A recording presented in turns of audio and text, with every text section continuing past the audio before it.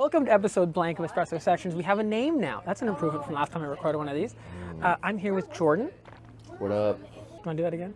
What up? No, like without the what up part. Oh. Hello? Jordan is a dear friend of mine and a longtime collaborator of mine and a very successful independent creator here in Vancouver. We have some good conversations. We talk some good stuff on the phone sometimes when we're working together. So we thought he'd be a great guest. Well, Nick, thanks for having me.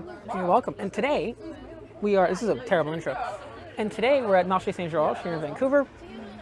Fantastic little spot, one of like 4 neighborhood cafes in Vancouver, in a place I really vibe with. Jordan is a really interesting freelance creator in the sense that he came from a sales background, and now, post-sales in his creative career, he's been able to, I think, in my opinion at least, do a really good job managing his sales skills, managing his ability to communicate effectively with clients, and coming from a corporate background, bridge the gap between being a creative and an artist, which is what we do in our space, to being someone who can also walk and work in a corporate setting with clients who don't necessarily understand or have as much sympathy to the process or to the art that we're doing.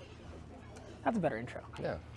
Yeah, I like it. Okay, so where do you want to start, dude? Now we have the camera on. It's so hard to get. I mean, like, I don't know. I think just to get into the flow, we can just start with this start of like my journey and how I came to. I should have said this earlier. Keeping in mind that one of the things with the podcast I want to be really mindful of is that it's for people to take things from our experiences and not tell them what they should be doing. Yeah, no, 100%. So yeah, 100%. But definitely. Yeah, so I mean, like, I think, I was always like kind of a pretty creative person, and I did a lot of like just video creating and filmmaking and just creative endeavors like as hobbies and through BMX mostly. But, and then like, also I come from a sales background of selling life insurance of all things. And yeah, I think just like the blend of realizing that,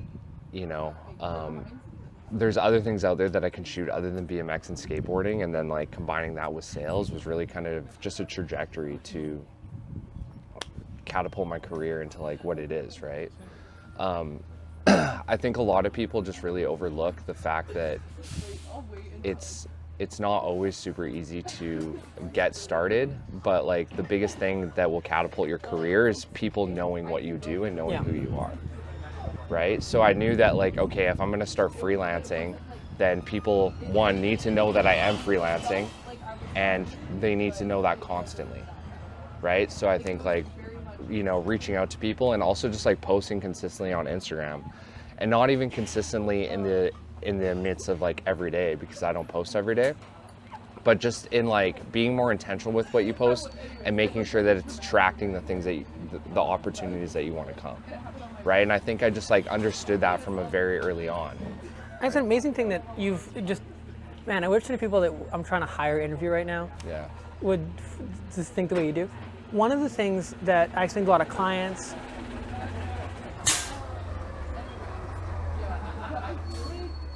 hold that thought. I know for experience this is going to be louder than we are in the audio somehow. Like the mics don't like fucking trucks. It'll be a funny clip though to like, because 360 you can just zoom into the truck. It was really annoying though is fucking the backup beeping. I don't know what we were filming. We were filming something downtown for someone like a long time ago on these mics, like a year ago on these mics, and there was like a truck backing up, and it's louder, and I didn't even fucking hear it. At the time I didn't even hear it, but in the mics it's louder than the speaking, but it's like a block away. It's like the right pitch. Anyways, something that a lot of clients of ours don't understand is that social media isn't a place where you get to post what you want. It's where you get to post what other people want. You don't have that you can post to a degree what you want, interpretation of that, but you don't get to post whatever you want. I think I disagree. Really? Yes, and I'll tell you why. Sure, I got a counter argument locked and loaded. Because any time that I've posted what I thought other people wanted, it didn't perform on. It didn't really get me any results, to be honest. Gotcha. But I found that like when I posted and created the things that I really wanted to create, that's what was best for the audience. Right? And that's what allowed me to like get in the rooms and create the things and get the jobs that I wanted, because I'm posting the things that I want to post. But if I'm posting it for somebody else, then I'm never going to get what actually that I'm looking for. You're not feeling fulfilled. You know what I mean? And sometimes I think people get held back from that because they're so, like, look at big, massive movies, right? There's movies that come out that we've all seen before, and it's like the same script just kind of rewritten, right? Because those movies sell. They're not making it for the art of it. They're not making it because that's what they want to make. It's a business decision. It's a business, right? But I think the things that people resonate with most are the things that we are afraid to put out. Sure. Right? Let me put it this way. I think you're right. I'm going to rephrase my sentence. Mm-hmm. I'm going to go back and I would say instead that it's a balance. Yeah. One balance that benefits the consumer more than the creator. Yeah. But here's my reasoning for saying that. If you started off, instead of BMXing with a sales background, you had an accounting background and you liked train spotting, which is a real thing. There are people on the internet, I watch them when I go to sleep, it tells me to go to sleep at night, who watch freight trains go by. Yeah. That's fine. Yeah. But the niche for that is so much smaller than the niche for music festivals, niche for a lot of the content that you create. Yeah. So my point there being that within reason, right? Like if you're trying to build something someone else likes, it's inauthentic, people kind of sense that oftentimes. But if your niche is something that people just are not interested in abjectly, or what you're talking about is something that's just not a view or not an art form people care about or interested in, doesn't matter. Doesn't work. Well, do you think I think that would be reflective of what your goals are. Like if your goals are to make money, you're going to run into a situation where you have to do something that you don't want to do. But if your goal is to like build a career around the thing that you love, then I would argue like, maybe post more about the train spotting, because even though it's a narrower niche, there are going to be people out there that resonate with it, and you will attract the right people. This is why you're on the show, dude, because I don't agree with you, and then you're putting things down that I'm learning from. You know what I mean? No. Because like today we live in a world where you can have a YouTube channel that showcases train spotting and be successful. Shout out Distance Signal, great guy on YouTube, does exactly that. Exactly, great guy. Point proven. No, but the thing so about that, I find really interesting, is that Distance Signal, for example, this is really peak creative content. This is a lot of value people are getting from this. Distance Signal on YouTube is this guy who used to work for a TV station as a reporter or producer like that, and he's got this fantastic voice, great production quality, and awareness of pacing. Yeah. So he creates these like 8 to 10 minute long videos, which I'll fall asleep 8 to 10 minutes like that. Like they're great because it's well done, well produced, good audio, the whole bit. Yeah. But the way it's done is interesting because he's not just showing a train going by. Yeah. He's like, this is such and such Florida with XYZ cross, subdivision, whatever, and this such and such train coming from such and such is doing this YZ, and the video theme is like the disappearance of this kind of signal, or this X junction that no longer exists anymore. So it's interesting because he's found a theme and a showcase and a way to get it. That all being said, if his subject matter was true crime, with the same kind of production value and the same kind of pacing and the same kind of skill, he wouldn't have 86,000 or 100,000 subscribers. He'd have like a couple million. Because the scale of the niche, totally, isn't there. Yeah. But the guy's like 60s, and he makes videos like once a month. But they're such well done, but the niche is just too small. So that's kind of what I'm getting at, in a sense that he's doing great at it, right? I'd also say, to what you said about making money from it, I'm not talented enough to make a successful career out of things I don't like. There are people I know who can make really good videos, really good creative ad stuff, really good stuff about stuff they don't care about. Yeah. I'm not that guy. Well, and if those people double down on the stuff that they do like, they'd be 10x better. Sure, they are. You know what I mean? I don't think that's a conversation that many people are having, in the sense of, hey, I'm doing what I don't like creatively. I need to go do stuff that because it makes more money. But a lot of people do that, right? A lot of people say yes to things that they don't want to do because the money's there, and it always steers people away from or puts people in a position of hating their life. I'm gonna rewind a second again because I just put my fucking foot in my mouth on that one. Yeah, you're good. Jeez. No, because one of the things that I'm very aware of, also I'm noticing this fucking 2x4 here is wibble wobbly. Yeah. Every time I shift my weight like that, it moves the camera. Outstandingly brilliant that was. Doesn't this thing have really dialed stabilization or something? It has really dialed stabilization if you're not doing 360. Doing 360 it has stabilization, it's just not as good. So we'll have to actually go through and post and then pick a frame and then stabilize that frame. So just more a pain in the ass. Oh, whatever. But if you were to do it with like if you were to just have it like in the single frame mode, Yeah. or even reframe where it films an X 16 by 9, 16 by 9. Yeah. Absolutely exceptional stabilization. Beats the hell out of the Osmo. Fuck the Osmo. That little gimbal DJI thing. Yeah. Fuck that. Buy one of these. Yeah. Because that Osmo has one trick. This has like 10. Right. It's also a good dash cam for motorcycles or biking and stuff. So, anyways, back into the video. Back into the podcast. I love fashion photography. I absolutely love it. But I realized, I think, about 3 years ago that there's no way that I could do it professionally and make that my whole thing. There are Because you don't want to do that, or because the market's very, very small, especially in Vancouver. yeah. So it's hard. If I was in New York, I think it'd be different. There are people like Cassidy Chen, shout out to Cassidy Chen, who is incredible and has managed to find a niche. She lived in Paris for a while and like fought through that. But she's also got a style that works for her, kind of got the networking dialed in, like became part of that community. I had other focuses, right? I had Ampliar to build. I had other kind of clients. I had event stuff going on. I had food stuff going on. So I wasn't able to just hone in on it. I also had a vision to make a company out of it. I wasn't a freelancer. I had a company behind me. So I couldn't go into an industry like that is so small and so hard to make profitable. So I love fashion work. I still do it for fun as a creative practice, and I'll pull from brands for fun and I'll make spec ads out of it and I enjoy it. But I will not make it a business because there's not enough brands in Vancouver that'll pay enough. There's a lot of really big brands, but there's not enough medium or smaller brands in Vancouver that I can work with at enough of a level to build a portfolio of enough quality to go and make that next step. Right. If I was in Montreal even, definitely New York, definitely Paris, I would have that kind of, or in Brazil, I would have that enough of a mass here, just isn't enough of them here in Vancouver. Right. So I'll take back what I said. I put my foot in my mouth because that was a stupid thing to say, I apologize. It's entirely true. I do not have I've done the same kind of thing. I've turned my back on fashion stuff. I was never that good at it in the first place.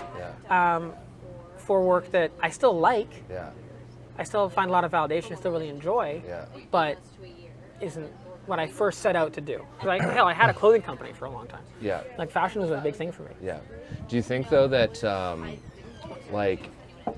I think in today's world though, it's very possible to make a career out of it in any niche wherever you are because of the power of social media, right? It's just, it would be less you going and shooting with a brand here and more so like building that social following so brands want to work with you. I think if I was to go back and tell my 18-year-old self a couple things, the first one would be, because keep in mind, I started out before TikTok, before Reels. So the way you would get stuff was you'd make photos, you put hashtags on it, and you post it, and you pray that someone fucking sees it, right? So it's a different kind of thing. But I think what I would have told myself is to make a fucking YouTube channel. And even if nobody sees it, just fucking try it. And film that journey, film that progression. And then when TikTok came out and stuff like that came out, transition to those platforms. But I think that would probably be my biggest tip to younger me would be, because if I did this today, of course, what I would have first thing I would have done was like film every fucking thing I do. If I'm doing styling for a shoot with a creative director, film that. If I'm talk about that. And then next step, film the shoot. Next step, film the editing. Do that. And then get that. There's a guy actually, I forget his name on Instagram, and I'm going to have to send it to Aaron or whoever's editing this. I need to send him a little Instagram tag. But he has like 165,000 followers. He's a YouTube guy. And UBC guy. Super nice dude. And he did a series explaining every slider on Lightroom. Super cool. It helped him get really, really big. Lots of value there. So I'm saying that's kind of thing that I would do if I go back in time and redo things. That's what I'd end up doing. And then I think you're right. In that case, it would be possible for me to potentially start reaching out to those. But I think at this point, I'm just not there anymore. Well, like a thing like YouTube, it can be so powerful and so valuable, but it is a full-time job. And if you don't treat it that way, it's never going to become that, right? And I think that applies to most things. Is that I was very 2 feet in with my journey, and that's the reason I think I've had the success that I've had, is because I've just always been this is what I'm doing now. With everything else in my life, I was 1 foot in, 1 foot out, because I didn't always love it, but it was a means to make money, right? But now it's I love it, so I'm 2 feet in. But YouTube's something that I want to continue, that I want to do. I've started, I have 2 videos out, but that's. I know. I like them both. I think I'm subscribed to your channel. I want to be consistent, but like you got to be 2 feet in on that. You know. The company's YouTube channel. Yeah. Is subscribed to yours. Yeah, let's go. I think it's subscribed to yours and Yvonne's. I think 2 people were subscribed to our YouTube. I think. I'm gonna double check that after this. Let's go. I think we've liked both your videos. That's funny. No, it's sweet, man. Yeah, YouTube. Anyways, continue what you're saying. Sorry. But yeah, I think. I mean, I'll just kind of circle back. Like you definitely you got to be 2 feet in, and I think it's really easy to be 2 feet in when it's something that you love, because at the end of the day, like, dude, there's days that like we both do what we love. But there's days that we really don't love it, you know, but it's that passion and that like underlying love that we have for it that pushes us through those hard times, right? And that's what all makes it worth it. So, you know, I don't know. I think people like really like to jump on trends, and like just thankfully like content creation is a bit of a trend in our generation right now. Yeah. You know? I don't know if it's a trend that's going to evaporate like a trend truly does. No, what I mean is like being a videographer, being a photographer, being a content creator is a popular avenue. Career choice at the moment, right?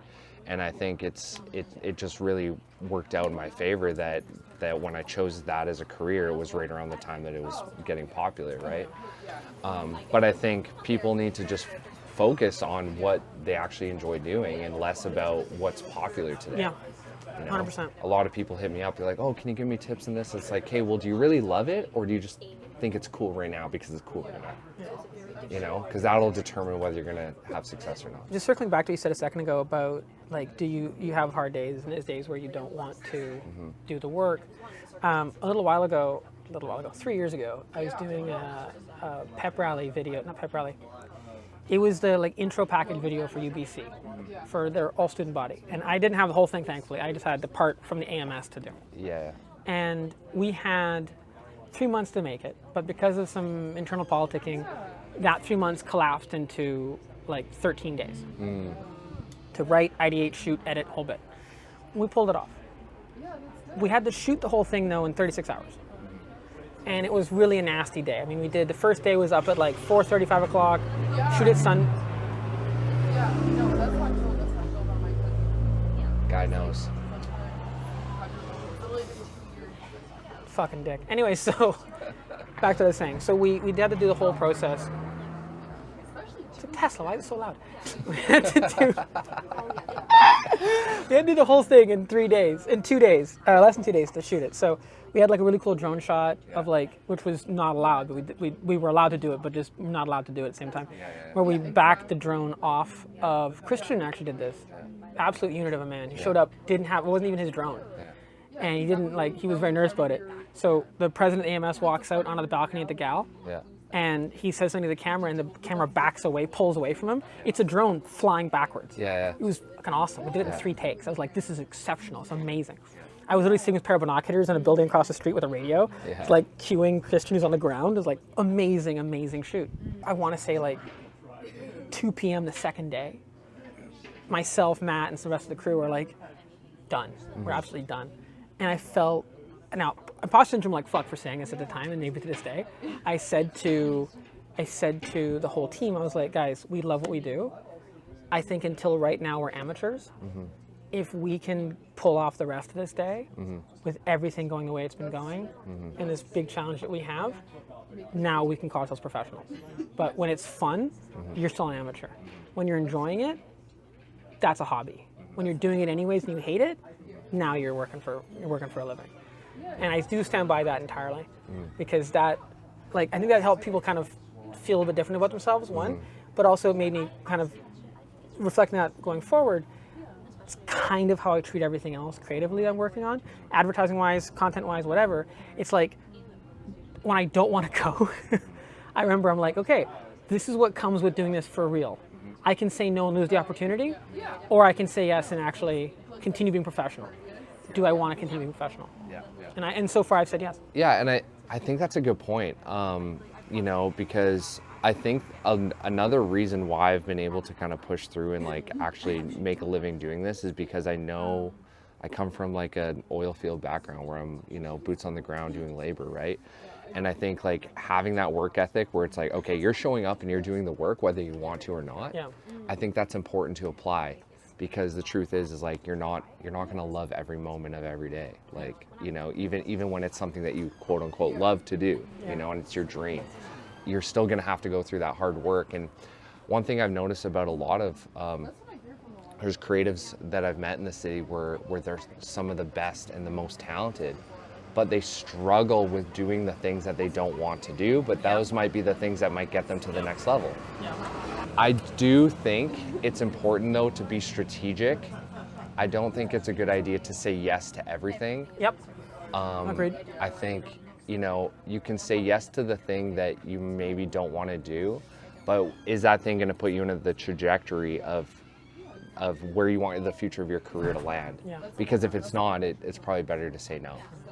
Right? So I think looking at things from more of like a long-term standpoint is like, is this putting me on the path that I want to go? Yes or no? Asking yourself that first before asking yourself like, is this paying me enough? Yeah, I have two minds about that. I pretty much everything I say yes to from a new client, and most of what I do now creatively, because it's not really my focus anymore, if I'm honest. I'm really looking at like closing new deals for the company, like looking at companies and so on.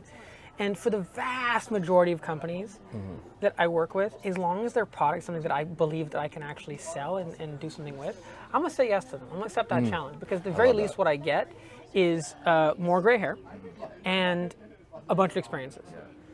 So for the most part, I'm just gonna say yes to stuff because there's something I can learn or glean from it. And that's paid for off for me pretty well. I don't think I'm necessarily as choosy as you are. On the creative side though, I'm getting choosier and choosier. So really, like right now, I work with only people I know, pretty much. Like, we do a lot of work for Andrea. She's amazing. I'm not looking at other restaurants. If someone calls me up, I'll probably do it, but I'm not actively pursuing any of the restaurants right now. And then same with like coffee shop stuff. Like our coffee shop stuff is, same thing with coffee shop stuff. Our coffee shop stuff is mostly the clients that we're retained with. I'm not going out to other coffee shops and shooting there for the most part, as of right now. Because I'm just like, that creatively, that's like a very happy little world that I'm currently quite happy with. 100%. Yeah, and I think like, you know, the way that you do things and the way that I do things, it's just a reflection of how we have our businesses structured, right? Because I'm very much like a sole proprietor, freelancer. It's just expand that, because you're in demand as hell. It's amazing. Yeah, well, off camera, I'll tell you a little bit more about my expansion, but you told me about that on the phone. Oh, did I? Okay, yeah, cool. yeah, which is awesome. I'm doing the same thing. Yeah. And no one in the podcast knows what the fuck we're talking about. Yeah, but I'm doing the same thing with photos, man. I haven't edited a photo in live. Well, I can't say that on the podcast. Well, I mean, I don't mind saying like I did offload all of my retainer editing onto a company to do all that editing for me, and like, but what that's allowed me to do is have a life, cash flow my life and then I can spend more time doing the things that I want to do and focusing on pivoting my career towards the right place. Oh yeah, like security is important, and it's important to like definitely structure yourself so that way you have those consistent like retainer clients. Like those are so valuable, and they allow you to say yes and no. They allow you to say no to the things you want to say no to. Yeah, exactly. You know, which is huge. I think right? One of the few things I got right when I launched Ampliar was a need for at least 3 retainers to be secure. That's probably the only thing in my original business plan that I was like, yep, that was right. Good job, younger Nick, that was good. Because at the time when I was looking at, I was doing some like Excel math in like 2019. I was like, okay, well, we'll need these 3 retainers, and we'll need 2 of them to be sustaining all our bills. The third would be profit. Yeah. And we've rarely been able to juggle 3 at once, and we're learning how to do that better. I think we've really gotten that figured out now. We're going in adding a 3rd retainer 2 days from now to our workload. Like major, big, like all-encompassing, not just content, but like sickly retainer. But that juggling has taken a lot of years to learn how to do. And but scaling is definitely been our hardest part. And I'm glad you figured out how to do that in a big way. I think just touching on what you said about like cash flow and so on, one of the things that we've really struggled with working with creators has been creators in our experience have often, and really good ones we both know, both work with, is that they'll focus on work that their name is on, not work that our name is on, and they'll take on way too much, usually on the editing side, not on the shooting side. It is a nice truck. That truck is sick. That truck is sick. I mean, the bad place to have that truck Yeah. Where are you going to park it? But But it's cool when you see stuff like that in Vancouver. I'm just like, Really. dang. He drove in all the way from Chilliwack. Anyways, so another Outside resident comes to Vancouver. Yeah. Anyways, so what I was saying though is that we've noticed that a lot of them, other than you, will take on way too much to shoot and then have to edit it, and then they'll just be late for everybody. I've done that. Yeah, I know. What I'm saying though is you figured a way around it. A lot of people we both know haven't figured that out yet. Yeah. And either because they don't want to give up control over it, Yeah. they haven't found a team to support them with it in a way that really works for them. They haven't thought of it. I don't know, but that's been a huge problem for us, and it's been something we've lost clients over. With what recourse to the creator? We had to deal with a dental office actually that you know, and we dropped the ball on that because the creator that I'd hired to edit it didn't. That simple, just didn't. And he had some reasons for it, that's fine, but the bottom line is it eroded all the goodwill I had with that client was gone. Just all gone because of that. So good on you for figuring a way around it. I think that's probably the biggest cap creators have on them, at least that I've met, has been like doing too much editing, burning yourselves out that way, not having enough time to actually shoot, not having time to actually have a life, and then you're just in this like constant crunch time mode. Yeah. It's reasonable. Well, and I also think that people just aren't patient enough too. Like I've always wanted to outsource my editing, but I've been very patient in finding the right people to do it. Because like I said, I do want that. Like I'm letting go of control, but I'm letting go in control and knowing that the quality will be preserved. And also the right clients though too. Yes, that's Because too. when I'm a creator we both know, great guy, used to work with Ampliar quite closely. A lot of clients, when we were working on deals with him, a lot of clients wanted him to do all the work. And he still is way too much in demand. Shout out to Mickey. Way too in demand to do that. So we were talking before rolling about that, how one of a client we both know had requested him specifically to do the edit and the shooting and claimed they could tell the difference. When I think all they needed to do really was to have Mickey just rubber stamp it and make adjustments from there, right? So it's a matter of having clients that are big enough to hire you as a creative director more than just a shooter. And are big enough when it comes to their funding. Like I'm sure you've had some experience in your career, but when we have like $1,000 clients, the pain in the ass. $10,000 clients, the pain in the ass. Right? It's like the difference is huge. Yeah. So you can't, at least in my experience, those $1,000 clients, Yeah. not worth the effort. Not worth the effort. Because then they're going to want to like, oh no, but I need Jordan to edit it. I want Jordan. I just Yeah. started talking. No. Can't scale. And I think that's important too. This is like kind of a good message for anybody that's kind of on this path of just starting to freelance. It's like, I think presenting yourself as a team, even if it's just you, is like I did that. super, super important. You know, we can do this for you, you know? We will plan the shoot, you know, I'll get the team on, I'll get the team editing it, you know, like I think just presenting yourself in that way eventually will manifest into you actually growing out that team, you know? How do you deal with, okay, here's a great question, because I've tried to do the same thing, and the pain point, use a sales term that I keep having with that, is people saying, but I don't want the team, I want you. I've never had that before. Damn, I want your clients. I think I've never had that before, just because I've always presented it as a team thing. So it's not, so that's the point though, like you're saying that no one looks at Jordan Siudy's Instagram page and goes, I want Jordan Siudy. They don't know who edits it. I mean, it's all me, but like, Interesting. but like as long as the product that they are getting at the end of the day represents like my body of work, it doesn't matter. Interesting. You know what I mean? It's like if the quality of work that I'm providing is good and the service is good, like from the jump, there shouldn't be a question of like, oh, did you do this or did somebody else do it? It's like, did you like the product or not? And if you like the product, then it doesn't matter who did it, right? Interesting. Right? So it's like, yeah, I don't really run into that because I don't put them in a position to be able to do that. It's like at the end of the day, I'm providing the end product. However I do that, it shouldn't matter, because what matters is the result that the client's getting, right? Not who's editing it. And if the result is, if the result's desirable, then it doesn't matter. Right? So like, I just don't even give them the opportunity to focus on it. Damn. Right? This is why we're having this conversation. This is big. Well, and I think that's important. I think only talk about when you're dealing with a client. I think only talking about what is actually important to the client and what you want the client to be important of is the only information that they get. Because if they get any more, then they're going to get caught in the weeds and all these little details that don't actually matter. So I'm like, how do I make this as simple and effective for the client? And it's like, you know, Condense it. yeah. It comes from your sales background. And I know you're really good at giving every little detail. Okay, fuck you. Like, well, there's No, pros you're and right, cons, you're right, right? yeah. There's pros and No, cons. you're right, because what I've learned is, the problem is that I don't have enough sample size. Like, you have a ton of clients. We have a ton of smaller, we have fewer clients at a bigger price point. So I learn things a bit differently than you do, right? Because you have we have more experience and less time because you have more people to talk to. So what I've learned on my end is that when something goes wrong, Dude, we're on Truck Street. we're on Truck Street. Dude, what the fuck, man? Okay, we got like 2 minutes. So one of the things that I've found from speaking to clients on a really regular basis has been that some clients, they want to have like weekly updates. So we've had some clients who they want to know the stuff. Other clients just want to know that it's happening. So there are some clients that we work with that are like, Kana, who's a new client of ours. She does not care about anything. All our meetings have been 30 minutes.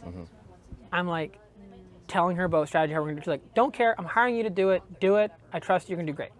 And unlike some other clients, she actually means that. I've had other clients in the past say, I trust you, which really means I don't have the time to listen to you right now. I don't really want to do right now. And then we see it, they have a million questions, a million problems, a million concerns that don't line up with the idea of trusting us. Yeah. So having that, a client actually trust you, actually have that, is huge. I think you're doing a really good job building that rapport with clients.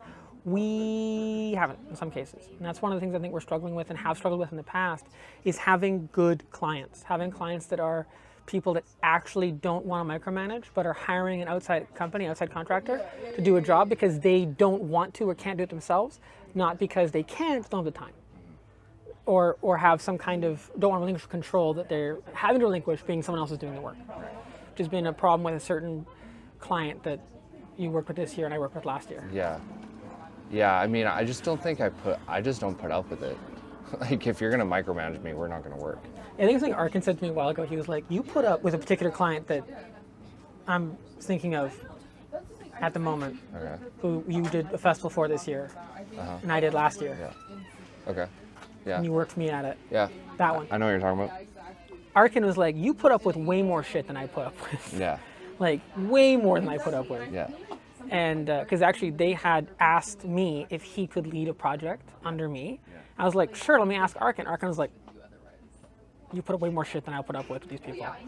Couldn't do it. And I was like, okay. Like, what do you mean? And then that was kind of a big eye-opening moment of being like, oh, okay, so I'm doing way more than I need to be doing here. They're being a bit difficult. That was like a huge eye-opening for me. And same thing you're doing on a consistent basis. Like a lot of things you're doing open my eyes, being like, okay, you're putting up with less bullshit than I'm doing. Well, I think because like one, I'll have less. I have like less communication points with the client, but they're more intentional. You know, we only talk about the things that they need to know. Like I don't, you know, I try to position myself so that way they have all the information that they need from me, but they don't have to worry about what I do. Gotcha. You know what I I mean? think it's also, in our case though, because very few of our clients do we only do one thing for them. Majority of our clients, we have more responsibilities than that. Yeah. So it's difficult. Gets challenging. There's very few projects where I can just be like, hey, 5-minute phone call, video's doing well. Yeah. Any concerns with the last draft? No? Perfect. We're on to the next one. Click. Like, so many meetings of mine are like, okay, so here's one campaign, here's another campaign, here's a content strategy, here's this, here's that, here's this. We're opening a new store. Like, all this stuff is so global. Right. That I don't have the ability to communicate in such a singular way. Do you think it would be more effective for your business though if instead of like trying to do all these things that you just Oh, I had that talk with Andrea focused on one? literally yesterday. Yeah. No. No. Because my goal with Ampliar is to do two things: make TV commercials and be in a modern version of Mad Men. Modern version of what? Mad Men. Okay. Very simple. That's all I want. I don't want anything else, Jordan. It's a simple thing I want, okay? So I can't do that if all I do is edit content for people. That's not my thing. Right. Like, I want to, and I really enjoy, and I feel like I personally do the best when a client comes to me and says, hey, here's my problems, fix them. Here's a bunch of money. That's what I like. And that means Yeah. I get to go and make a piece of content and so Yeah. on. Or I get to make a piece of content and I'm within a remit and I'm within that. Both those Right. are fine for me. Right. But I don't feel that as a creative and what I want from my business, what I want from my career isn't to just take photos or Right. just make videos Got and just you. edit them. That's not what I You love providing the solutions for the client. You don't necessarily care too much about what that work is. Your passion is in the solution for the client. Exactly. Oh, marketing solution. I'm not going to fix their leaky pipes. But Yeah. No. Marketing specifically. No, yeah, but okay. And that's led me to some really cool projects and really cool things that I've been able to do for clients, like the one we were talking about that we both know about. I'm not going to mention on the recording, or ones that are really positive relationships with us, like Olivier's, like Phoenix, like TransLink, like all those kind of companies like that. We've done like really big things for Olivier's and Phoenix, or really specific project for those other companies. Both of them happy with, but I don't want to do like a retainer of just video. Yeah. Well, and I think that's what's interesting is that like there's so many different routes that you can take, right? You can do what you're doing, you can do what I'm doing. Like there's no right or wrong way, but there is a space for both people to operate, and there's a need for both, right? I think the spirit of this podcast is that there's no need to gatekeep things. Oh, no, definitely Like not. I don't think there's any secrets that are so important that we can't talk about it or share it. Yeah. And that's kind of why I want to do this, is because I don't want there to continue to be this like this feeling of like you need to know people or know know things, people to know this information. Yeah. You know what I mean? No, like, I mean, one of the last things I want to say here is like anybody that wants help, wants advice, like you can reach out to me, reach out to the people that you like look up to, because that's one of the biggest, that's how we know each other. Because like I just like was a big fan of Mickey, you know? I just started DMing him, asking questions, and one thing led to another, and now I'm in the Shoot space must I'm move. at. Yeah. Right? So it's like there's so many things that have come from me just like showing, giving flowers to the people that I look up to and just asking for their advice. Huge fuck takeaway. You know, like it's I need to do that so more. important. So like anybody that like sees my work and is like, hey, this is dope, I really like this guy, like I would love to ask him questions. Ask me questions. I love when people like reach out and like ask me things. I'm like, yeah, like it allows me, because I know how much value that is for them. You know, and like one of my favorite things to do is like sometimes I'll see just like a video that somebody posted that's maybe a little newer. I'll just be like, hey man, love the work, like can I give you some pointers? And they're always so excited for the pointers. And because I know how valuable that is for them, they probably want to ask, but they're probably afraid that like, oh, I don't want to bother him, I don't want to waste my time. Yeah. Dude, that's the most valuable thing, is just like helping others. This is exactly why Yeah. I don't go to like creator specific events. Yeah. I'm not a part of creator specific Facebook pages because their attitude is not what you're talking about. Yeah. Their attitude is like, oh, either I know something and I'm not going to share that because I now know it, or it's my work is really good, I'm not going to respect any feedback that you have, I'm not looking for any feedback from you, just look at how good my work is. Well, and look at those creators 10 years from now and ask me if, and see if they're doing well. Or if they've improved. They're probably not, right? Because high tide raises all ships. If you're out there helping everyone get better, you're gonna get better. You learn more from teaching than you learn from That's why we're doing this. it's so valuable. So Mr. Jordan, much appreciated. We got another one of these soon. yes, sir. I was gassed. Dude, that was I also fun. wasted the entire battery, and I think it was like 40 minutes. But I think it was 40 minutes, yeah, exact 40 minutes. Dude, that was a good conversation. It was a good conversation. I like that. Definitely got to, we don't know, like book another one for like 2 weeks from now.